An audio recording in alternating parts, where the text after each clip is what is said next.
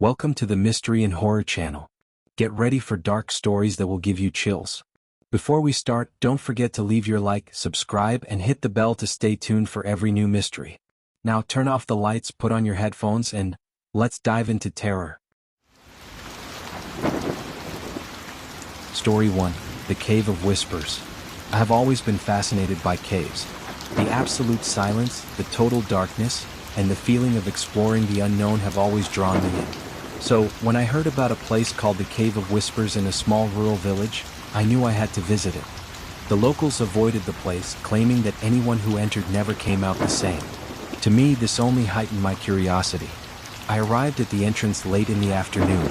It was a narrow opening surrounded by moss-covered rocks. The air coming from the cave was icy, colder than it should have been, even for an underground space. As I entered, I noticed that the silence inside was different. It wasn't just an absence of sound, it felt like the cave itself was absorbing any noise. I turned on my flashlight and began exploring. The walls were covered in strange marks, deep scratches that looked like they had been made by something enormous. The cave branched off into several tunnels, but I followed the main one, which descended deeper and deeper. After some time, I started to hear something. At first, I thought it was the wind passing through the crevices, but I soon realized they were whispers. They sounded like voices, low and indistinct, but unmistakably human. I quickened my pace, trying to find the source, but the whispers came from all directions. My hands began to tremble, but I kept moving. That's when I saw something on the ground, an old rusty miner's helmet with a cracked visor.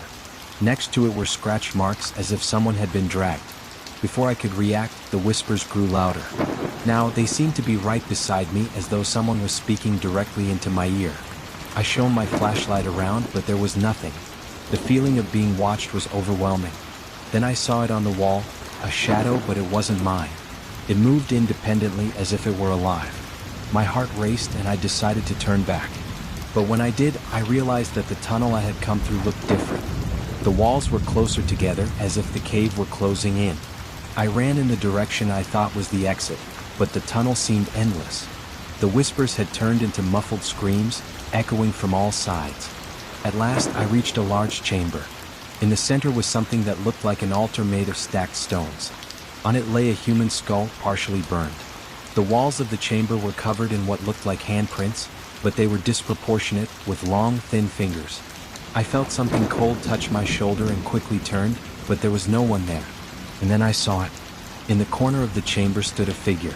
It was tall, thin, with pale skin and eyes that glowed faintly in the dark. It didn't move, but its presence was suffocating. Without thinking, I ran back down the tunnel, ignoring the screams that now seemed to chase me. Every time I looked back, I felt the figure was closer. When I finally saw the light of the entrance, I could breathe again. I bolted out of the cave and didn't stop running until I reached my car. When I looked back, the cave's entrance was shrouded in shadows, as if something was watching me from within. I returned to the village and recounted what had happened. One of the older villagers looked at me gravely and said, "You heard the whispers, didn't you? Now they'll never leave you." Since that day, I hear voices when I'm alone. Sometimes at night, I see shadows where there shouldn't be any. And I'm certain that if I ever return to that cave, I will never leave.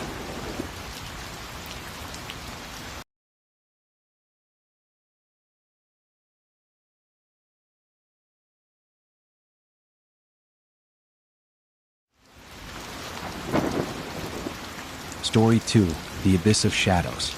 Since I was a child, I had heard tales of the Abyss of Shadows, a remote cave in the countryside that, according to legend, served as a gateway to another world. They said that those who dared to enter either never returned or came back changed, as if they had left a piece of themselves inside. To me, it all seemed like exaggerated folklore, just stories to keep curious people away. So, when I had the chance, I decided to explore the place. The cave's entrance was imposing. A natural arch formed by black stones, with moss dripping down the sides like tears. The opening was wide, but so dark that daylight seemed unable to penetrate it. The air wafting out was cold and carried a strange smell, something between iron and decay. I was alone, as I preferred, carrying only my flashlight, rope, and a backpack with supplies. As soon as I stepped inside, I sensed something was wrong. The silence was absolute. Even the sound of my footsteps didn't echo like in typical caves.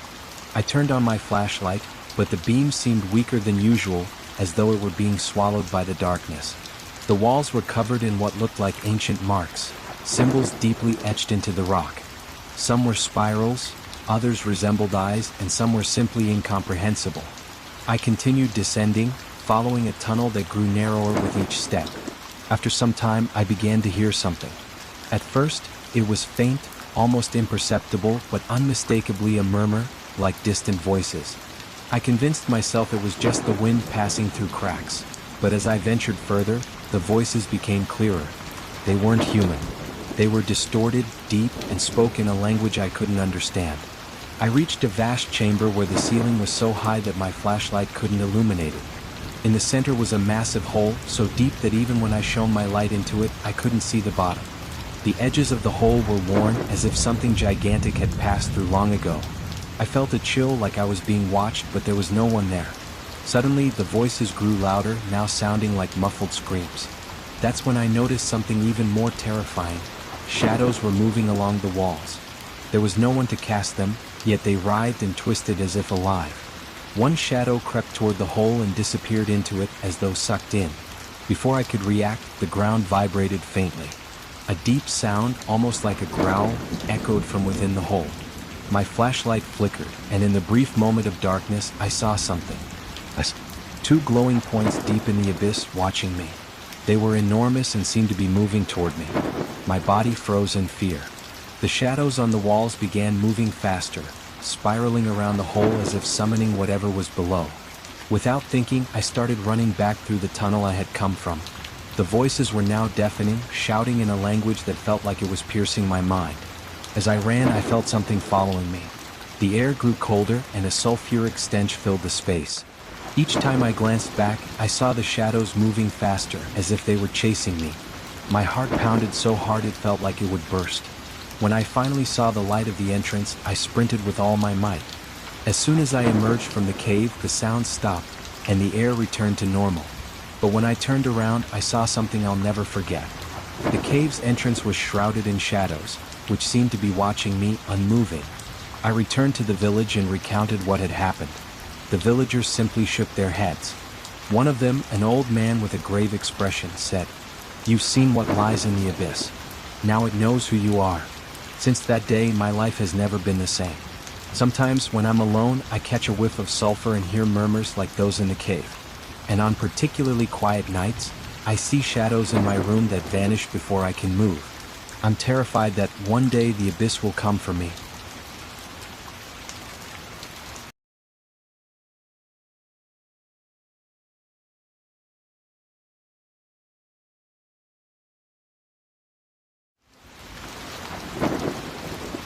Story 3.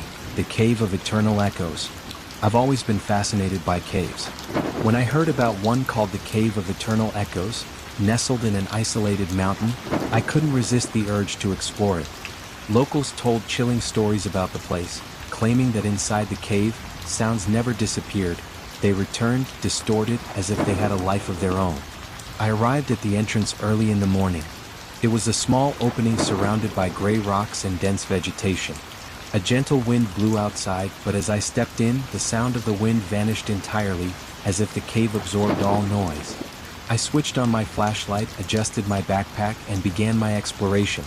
The initial tunnel was narrow and twisted through the mountain, descending gradually. The walls were smooth, almost as if they had been polished, and they were covered in marks resembling ancient symbols. As I walked, I began to hear something, a faint echo of my footsteps, but it didn't sound normal. Each step returned louder and more distorted, as if something, or someone, was mimicking my movements. I kept walking, trying to ignore the unsettling feeling that I wasn't alone. After a few minutes, I reached a large chamber. The ceiling was high, and the floor was covered in stones arranged in peculiar patterns, concentric circles. In the center of the chamber was a well, a narrow hole encircled by stones etched with symbols that faintly glowed under the beam of my flashlight. As I approached the well, I heard something that made me freeze. My own voice. "Who's there?" I instinctively called out. The voice echoed back, identical to mine but distorted, like it was coming from an old, damaged recorder. "Who's there?" My breath grew heavy. I peered into the well and shone my flashlight inside, but I couldn't see the bottom. The sound of my flashlight clicking on came back to me, but the echo was deeper, more sinister. Then I felt something cold touch the back of my neck. I spun around quickly, but there was no one there. Before I could collect myself, the echo returned again, but this time it wasn't just repeating my words. It was speaking phrases I had never uttered, words in a language I didn't recognize, but that sounded threatening. My flashlight flickered, and in the brief moment of darkness, I saw something on the cave wall. Shadows. They shouldn't have been there. There was no one to cast them, yet they moved slowly as if they had a will of their own. One shadow crept toward the well and disappeared into it. My heart raced. I decided it was time to leave. As I began walking back toward the tunnel I had entered through, I realized something was wrong. The echoes of my footsteps were no longer synchronized with my movements. They continued even when I stopped, as if someone else was walking behind me. Each time I turned around, I saw nothing but darkness. The cave felt larger than before, and the tunnel seemed to stretch endlessly. The shadows were now surrounding me, moving along the walls and ceiling. The sound of the echoes had morphed into a low chorus, almost like a lament, and the distorted words grew louder. When I finally saw the light of the entrance, I sprinted with all my strength. The chorus became deafening, and for a moment, it felt like the cave itself was pulling me back. As soon as I stepped outside, the sound stopped, and the mountain's natural silence returned. But something still felt wrong. I looked at my hand and saw that my skin was marked, as if I had held something scalding hot. It was the same symbol that had been carved into the stones around the well. I returned to the village and recounted what had happened to an older man who seemed familiar with the cave's legends. He looked at me gravely and said, "The echoes have marked you. They will call you back." Since that day, I hear echoes wherever I go. Even in completely silent places, the sound of footsteps and voices follows me. Sometimes at night, I see shadows in the corners of my room, motionless but present. I'm terrified that if I ever return to that cave, the echoes won't let me leave again.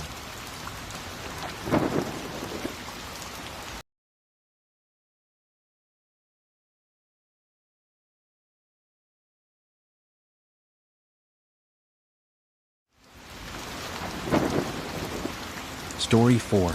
The Well of Darkness. Ever since I heard about the cave of the Well of Darkness, I couldn't get it out of my mind. It was said that inside the cave was a well so deep it seemed like a portal to another world. Some explorers claimed to have heard voices coming from it, while others disappeared forever. For someone like me who loved exploring forgotten places, it was an irresistible story. I arrived at the cave entrance late in the afternoon. It was a wide opening surrounded by rocks covered in black lichen. The air emanating from the cave was cold, as if it were blowing from somewhere deep within. I turned on my flashlight and began descending through the main tunnel. The silence was absolute, except for the sound of my footsteps echoing against the walls. I walked for about 20 minutes before reaching a large chamber. In the center stood the well. It was encircled by stones carved with strange symbols resembling spirals and eyes. The well seemed to devour the light from my flashlight. No matter how strong the beam, the bottom remained invisible. As I approached, a chill ran down my spine.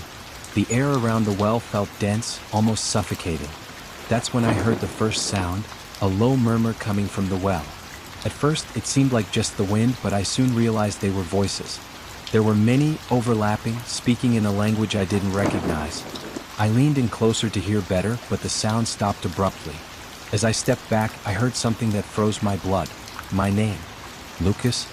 The voice was soft, almost a whisper, but distinctly feminine.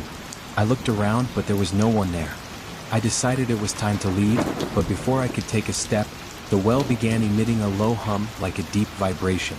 It was so intense I could feel it in my bones. Suddenly, my flashlight flickered, and in the brief moment of darkness, I saw something in the well. Two eyes glowed from within, fixed on me. They were large, pale, and seemed to float in the darkness. My body froze as though something was holding me in place. The feminine voice returned, but this time it was closer. "You shouldn't be here." The words seemed to resonate inside my head. I felt a presence beside me and quickly turned the flashlight in its direction. For a brief moment I saw a figure. It was tall and thin, its body appearing to be made of shadow, and its eyes glowed like those in the well.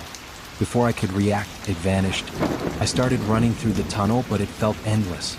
The cave now seemed alive, with shadows moving along the walls and a low, constant sound, like a distant roar. The feminine voice continued, sometimes whispering, sometimes screaming, as if it were following me. When I finally saw the light of the entrance, I sprinted with all my might. As soon as I exited, the sound stopped, but the feeling of being watched lingered. I turned back and, for a brief moment, saw the two glowing eyes in the darkness of the cave before the entrance seemed to be swallowed by shadows. Back in town, I shared my experience with a local guide.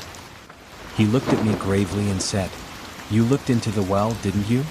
Now it knows who you are." Since that day, my life has never been the same. At night, I hear the deep hum like the one from the well. Sometimes, I see the glowing eyes in the corner of my room, disappearing when I turn on the light. I'm terrified that the well is no longer just in the cave. Somehow, it feels like it's with me, waiting.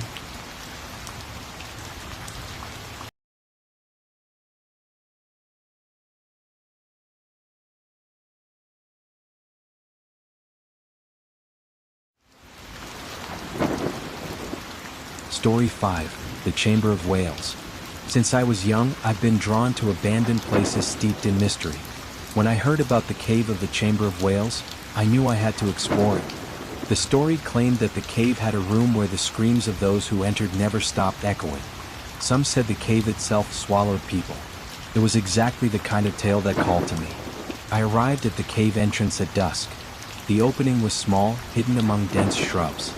As soon as I entered, the air changed. It was colder, damper, and the sounds of the forest disappeared entirely. I turned on my flashlight and proceeded down the tunnel. The ground was uneven, and the walls were covered in marks, deep scratches that seemed to form chaotic patterns. As I advanced, I began to hear something. At first, it was just a faint, distant sound, almost indiscernible, but soon it became clearer. A wail. It was a low, continuous cry, as if someone were trapped inside. Despite a knot forming in my stomach, I decided to follow the sound.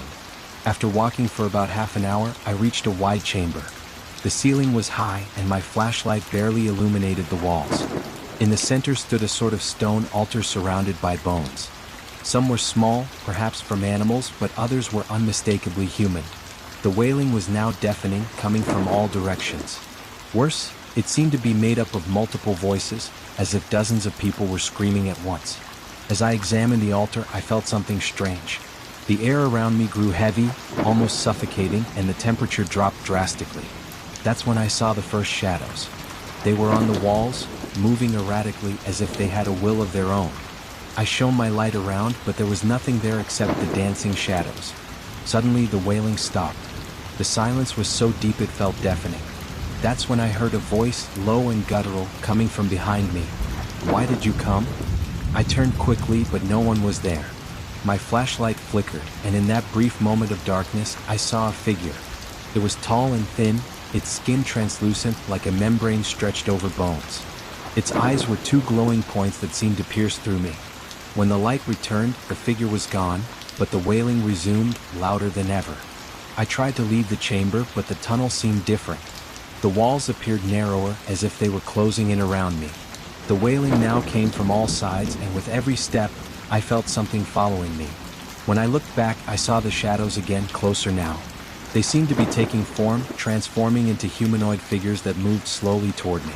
I started to run, but the screams grew louder, now mixed with distorted laughter. I felt like something was right behind me. My flashlight flickered, and in the moments of darkness, I caught glimpses of deformed faces, as if they were emerging from the walls. Finally, I saw the light of the entrance and sprinted as fast as I could.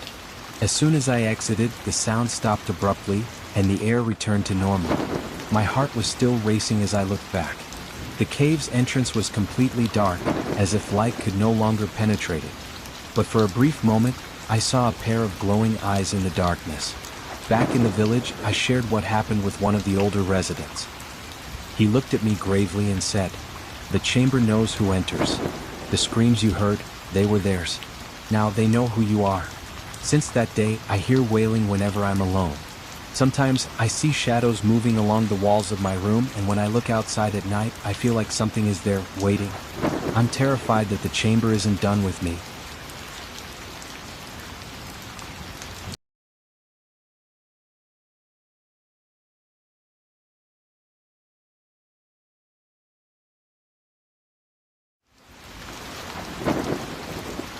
Story 6. The Labyrinth of Darkness. Since I was a child, I've always been drawn to challenges. So, when I heard about a cave called the Labyrinth of Darkness, I was intrigued. They said it was impossible to escape without a guide, and that those who got lost inside were haunted by something living deep within. Some stories spoke of whispers, others of shadows that shouldn't exist. I arrived at the labyrinth's entrance at dawn. It was a wide crevice between two towering rock walls. The air flowing out was heavy, almost suffocating, carrying a faint smell of damp earth mixed with something metallic. I turned on my flashlight, adjusted my backpack, and stepped inside. The initial tunnel was wide and uneven, its walls covered with lichens and moss that glowed faintly in the darkness. But after a few minutes, the passages began to branch off. Some were narrow, others wide, none of them natural. It was as if someone, or something, had carved the place. I marked my path with strips of fluorescent tape, ensuring I could find my way back. At first, everything seemed calm, but as I went deeper, I began to notice faint noises. It wasn't the echo of my footsteps. It was something deeper, like a whisper reverberating through the walls. I tried convincing myself it was just my imagination, but the sound grew clearer with every turn. After about half an hour of walking, I came upon a large chamber. The ceiling was so high that my flashlight couldn't fully illuminate it. In the center stood a rock formation resembling a table. Surrounding it were markings etched into the ground, spirals, humanoid figures, and what appeared to be eyes. The overwhelming feeling of being watched made my skin crawl. As I examined the area, I heard a sound that froze me. It was a low laugh, but not human. It was distorted, like someone attempting to mimic human laughter but failing terribly. I spun around, but no one was there. My flashlight flickered, and in that brief moment of darkness, I saw a shadow in the corner of the chamber. It was tall and thin, with arms far too long for its body. It had no face, just a dark, unmoving silhouette. When the light returned, the shadow was gone, but the laughter persisted, now coming from multiple directions. I decided to leave the chamber, but as I returned to the tunnel, I noticed something horrifying. The fluorescent strips I had placed were gone. My heart raced. Without the markers, there was no way to know which path led out. I grabbed my phone to try to locate myself, but the GPS didn't work. Worse, the device emitted a low hum as if it was interfering with something. That's when I realized the whispers had returned, louder now, coming from every direction. With no other option, I chose a tunnel at random and started running. The darkness felt thicker now, as if it were trying to consume me. Every time my flashlight flickered, I saw shadows. They moved along the walls, the ceiling, and seemed to grow closer with each moment. The laughter had become a chorus, mingled with muffled screams. At last, I saw a faint light in the distance. I ran toward it, ignoring the rising cacophony behind me. As I reached the cave's opening, I stumbled and fell to the ground. The sound stopped instantly. Fresh morning air filled my lungs, but when I looked back, I saw something I'll never forget. A pair of glowing eyes stared at me from the darkness. Back in the village, I told a local guide what had happened. He looked at me solemnly and said, "You were lucky to escape. Not everyone does. But the labyrinth doesn't forget those who enter." Since that day, I've had frequent nightmares. In my dreams, I'm back in the labyrinth, surrounded by shadows and laughter. Sometimes I wake up drenched in sweat, feeling like something is in my room watching me. And on particularly quiet nights, I hear whispers, just like those from the cave, coming from outside my house.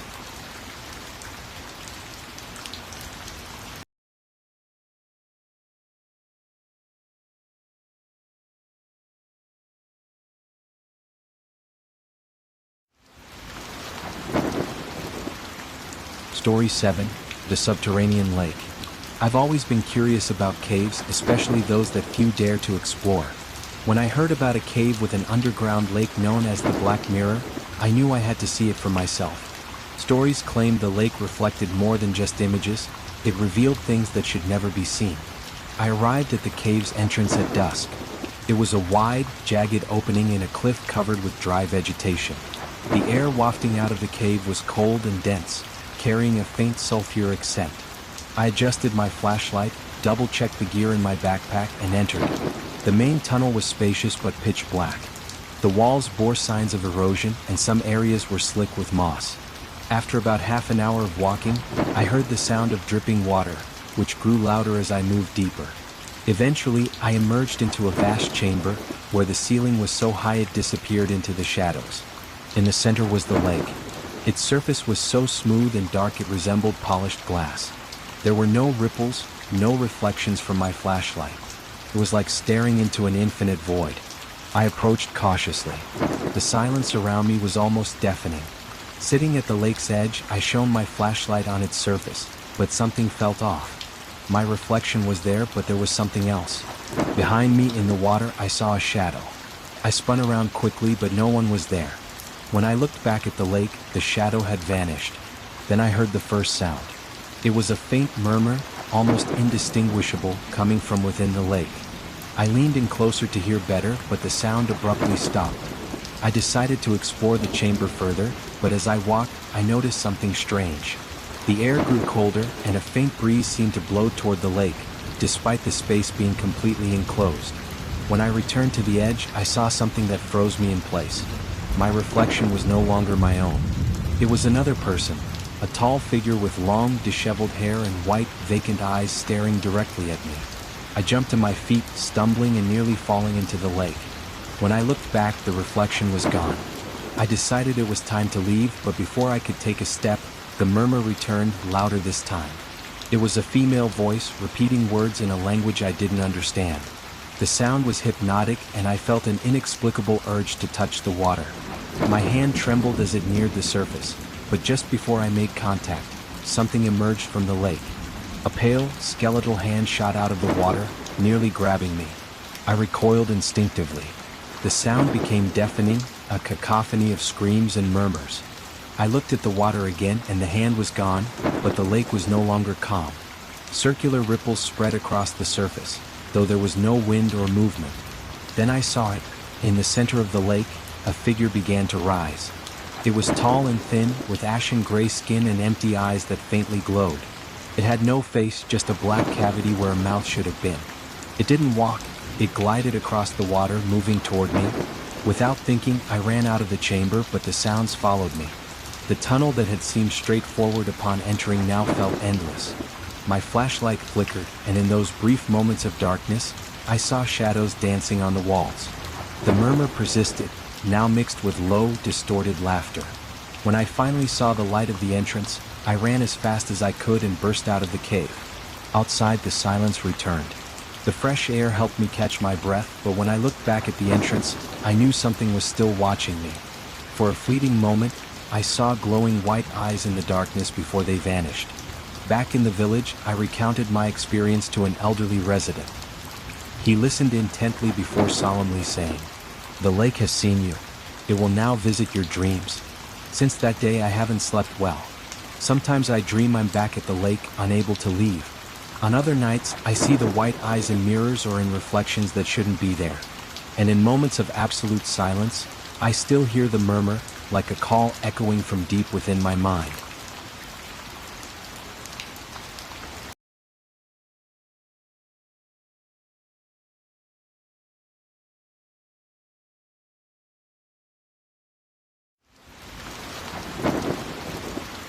Story 8.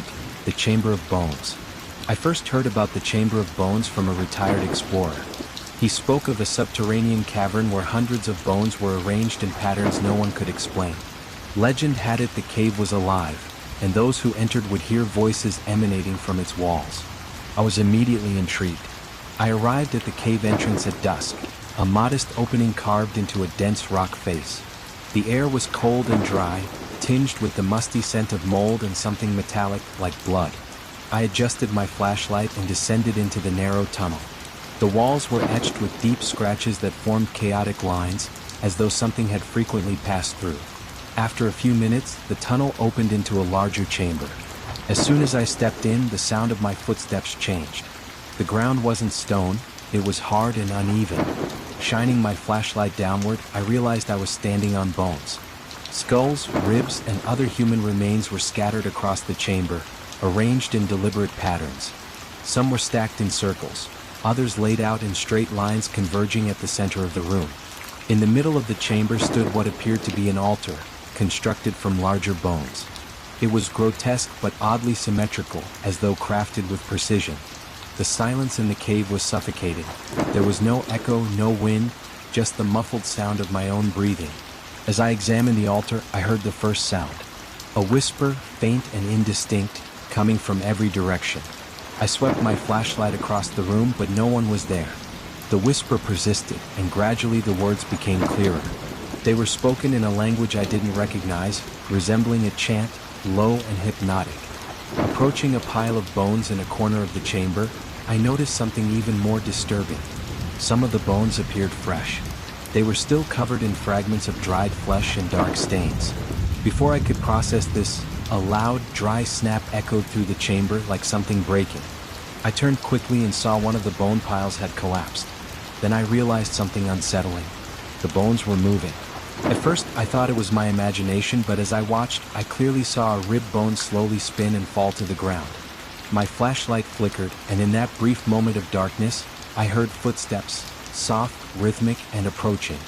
When the light returned, no one was there, but the whisper had grown louder, almost like a muffled scream. I felt something cold touch my shoulder. Spinning around, I found nothing. Deciding it was time to leave, I headed toward the tunnel, but it looked different. The walls seemed to be closing in, and the once solid ground felt slick and treacherous. The whispers grew louder, now interwoven with low, distorted laughter. As I ran, shadows danced along the walls. They weren't human. They were twisted shapes with elongated arms and thin, distorted bodies creeping closer. Each time my flashlight flickered, the shadows appeared nearer, almost brushing against my feet. Finally, I saw the light of the entrance and sprinted with every ounce of strength I had. As I emerged from the cave, the sound abruptly stopped, and the cool night air enveloped me. I turned back, and the entrance was engulfed in darkness. Then I noticed something was different. My right hand was covered in white dust, and when I looked closer, I realized I was holding a small bone fragment, though I had no memory of picking it up. Back in the village, I recounted my experience to an elder. After listening, he said gravely, "You should never have entered that place. Now they'll want back what's theirs." Since that day, I hear whispers when I'm alone, especially at night. Sometimes I find small bone fragments in places they shouldn't be, on my pillow or the table beside my bed. I fear the Chamber of Bones hasn't forgotten me, and one day it might come to claim me.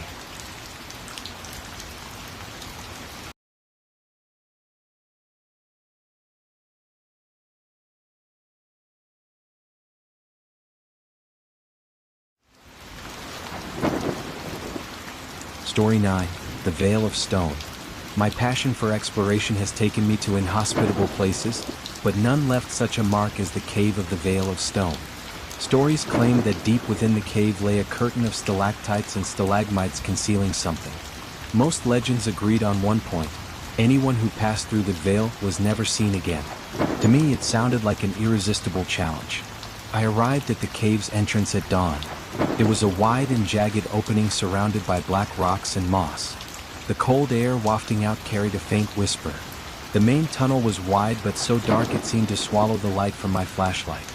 I walked for about 20 minutes before the passage began to narrow, forcing me to crouch to continue. With each step, the atmosphere grew more oppressive. The damp walls bore deep scratches as if something immense had clawed at them. Then the tunnel opened into a massive chamber. At its center stood the Veil of Stone, a majestic yet ominous formation of stalactites and stalagmites meeting to form a solid curtain. It was both terrifying and mesmerizing, with an almost supernatural symmetry. As I approached, I noticed the air grew colder. A faint murmur emerged from behind the veil. Leaning closer, I listened, but it wasn't human. It sounded like a chorus of distorted voices, dozens speaking at once. I shone my flashlight through the gaps between the stones. What I saw chilled me to the core. Behind the veil stood a figure. It was tall and gaunt, with unnaturally long arms nearly touching the ground and a head tilted at an unnatural angle. Its faintly glowing eyes stared back, reflecting light that seemed to come from nowhere. As I shifted my flashlight, the figure disappeared, but the murmurs grew louder, turning into a rhythmic chant. I felt a magnetic pull toward the veil, as though something beyond it was calling me. It took all my willpower to resist and retreat. That's when I heard footsteps, soft but rapid, coming from behind me. I spun around with my flashlight, but the tunnel was empty. The sounds persisted, mingling with faint, distorted laughter. Suddenly, the entire chamber trembled. A deep, guttural roar echoed, and the veil quivered slightly as if alive. Then shadows began to emerge. Twisted and distorted, they floated toward me, their elongated limbs reaching out. I didn't wait. I turned and bolted for the tunnel. The sounds behind me rose to a crescendo of laughter, screams, and the grating of stone. Shadows flickered across the walls, growing closer each time I glanced back. Finally, I saw the faint light of the entrance and sprinted toward it. The cacophony ceased abruptly as I burst into the open air. The oppressive weight of the cave lifted, but I couldn't shake the sense of being watched. When I turned back, I glimpsed a tall silhouette standing in the cave's entrance before it dissolved into the darkness. Back at the village, I recounted my experience to a local elder. He listened gravely, then said, "You were lucky not to cross the veil. Those who do become part of it. Since that day, I've been haunted by recurring nightmares. In my dreams, I stand before the veil as shadows call my name. Sometimes I wake in the dead of night with the distinct feeling that something is in my room, watching. And in the silence of the darkest nights, I still hear the rhythmic chant echoing from impossible places."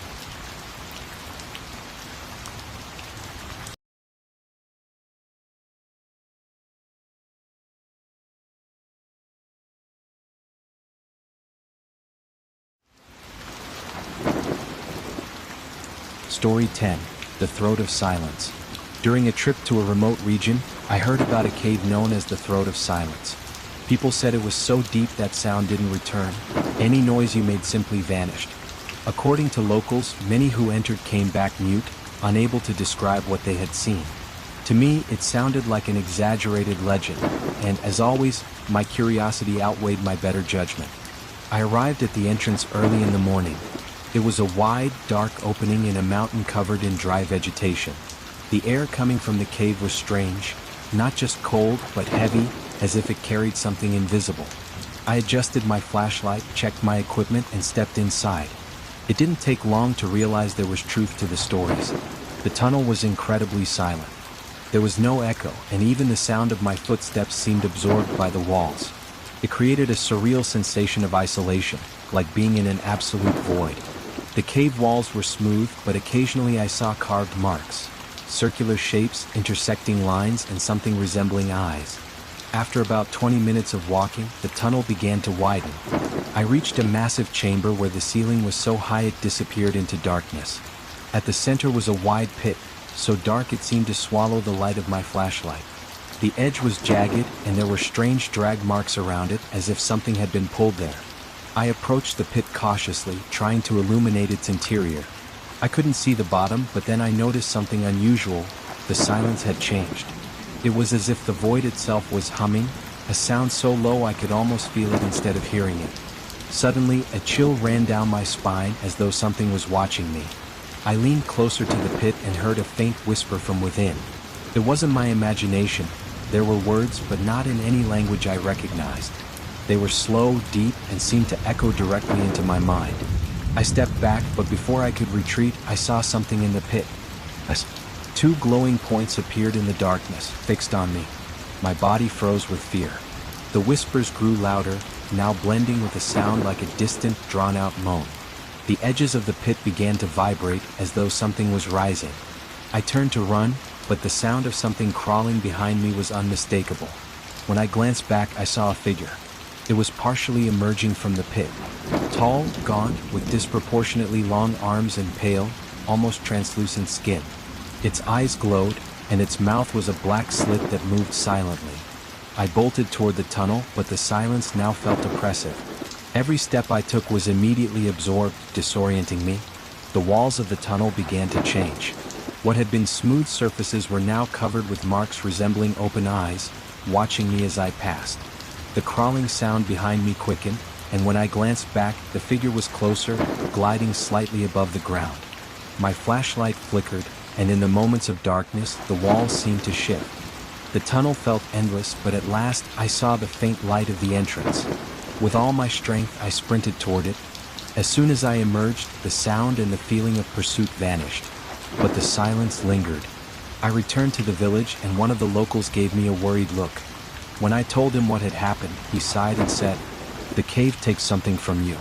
If you got out, it's because it allowed you to, for now.